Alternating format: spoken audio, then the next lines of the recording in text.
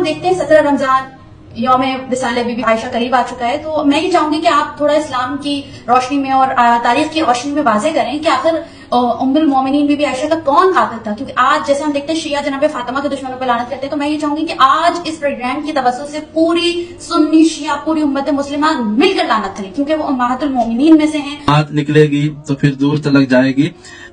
जो आपका आखिरी सवाल था ना कि अहले सुन्नत अफराद भी बीबी आयशा के कातिलों पर लानत नहीं करते, इसलिए कि उनके बुजुर्गों ने, उनके उलमा ने, उनके मुफ्तियों ने उनको मना किया है, खबरदार इस तरफ ना जाना। क्यों?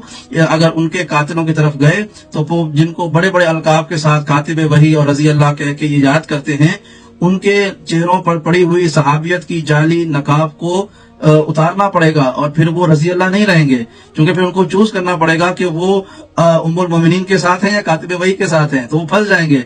अब वो एक तरफ खालुल मोमिनीन हो, एक तरफ उम्मुल मोमिनीन हो, तो बच्चा बेचारा परेशान हो जाएगा ना कि वो माँ का साथ दे या मामू का साथ दे। तो इसलिए जो है वो उनकी परेशानी वजह है, इसलिए खामोशी इख्तियार करते हैं। यही वजह है कि आप देखें जंग जमल में कहते हैं खामोश, सिफीन में कहते हैं खामोश। हजरत आयशा के जो आपने तस्करा किया उनके विसाल का, अगरचे विसाल नहीं था, उनका कत्ल था, उस पर भी ये खामोश। क्यों? क्योंकि उनको इंतखाब करना बड़ा मुश्किल है कि ये क्या करेंगे।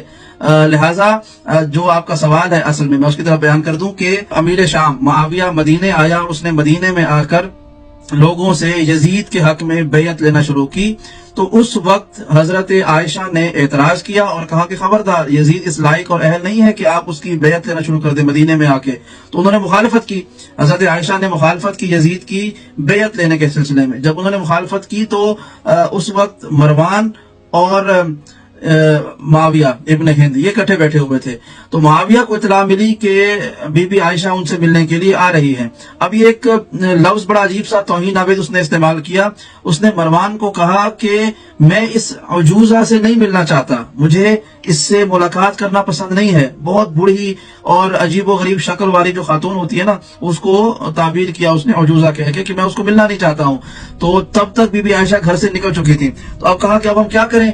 अब मरवान ने यह किया कि मुआविया का जो जहां पे कयाम था उसके करीब पहुंचकर मुआविया के हुक्म से वहां पर एक कुआं खोदा गया। उस कुएं के अंदर जो है वो बाज़ रिवायात में है कि पत्थर और बाज़ रिवायात में है कि नेज़े जो है वो तीर उल्टे करके लटका दिए गए थे, यानी जमीन पे पेवस्त कर दिए गए थे। उसके ऊपर, उस कुएं के ऊपर उन्होंने चूने की जो है वो एक तह जमा दी, जिससे वो बिल्कुल जमीन वाला रंग नजर आ रहा था। तो उससे ये हुआ कि जब वो बीबी आयशा चलती हुई उस चूने की हल्की सी तह के ऊपर पहुंची तो वो कुएं के अंदर गिर गई, और उसके अंदर चूंकि ऑलरेडी या पत्थर थे या वो नेज़े जो थे वो उल्टे लटके हुए थे, तो वो उनकी ज़रब को वो बर्दाश्त न कर सकी और उनका वहीं पर इंतकाल हुआ। जिस तरह से तमाम शियान हैदर करार मिलकर अपनी कायनात की सबसे अजीम हस्ती जनाब फातिमा ज़हरा सलामुल्लाह अलैहा के कातिलों पर लानत भेजते हैं और उनसे इजहार बरात करते हैं उनके कातिलों से, और जनाब सैयदा फातिमा के शहादत के अयाम को मनाते हैं, एहतमाम करते हैं, जलसे जुलूस करते हैं, मजलिसें बर्पा करते हैं। इसी तरह से अहले सुन्नत को भी चाहिए कि हजरत आयशा के कत्ल की तहकीकात करवाई जाए, उनके कत्ल में जो जो भी शरीक था उसके खिलाफ जुलूस निकाले जाए, एहतजाज किया जाए, लोगों को बताया जाए कि ये शख्स कातिल है, ये रजी अल्लाह नहीं है, इसने साजिश की, इसने अमल किया, ये कातिल है। और फिर शिया सुन्नी मिलकर बीबी आयशा के कातिल पर लानत भेजेंगे।